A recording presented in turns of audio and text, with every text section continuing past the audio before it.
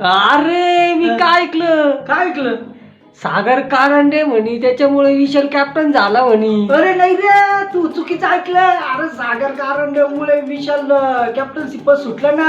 अरे तर पोपट झाला ना, पचका झाला त्याचा. तर मित्रांनो, तिथं सागर कारंडे आणि बाकीचे सगळे सदस्य होते.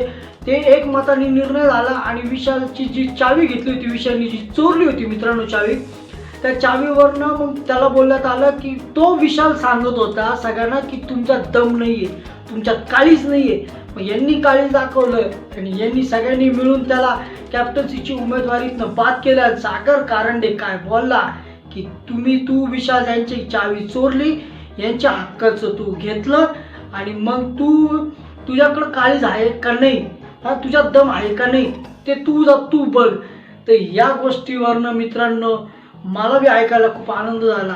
आणि मित्रांनो, त्यात नवीन आलेला प्लेयर तुम्हाला माहिती का, संकेत इतका भारी बोलला की मित्रांनो, तो म्हणे काय इथं मी फ्रेश आहे आणि या दोघांचेच प्रॉब्लेम सुटत नाहीये, रुचिताचे आणि विशालचे.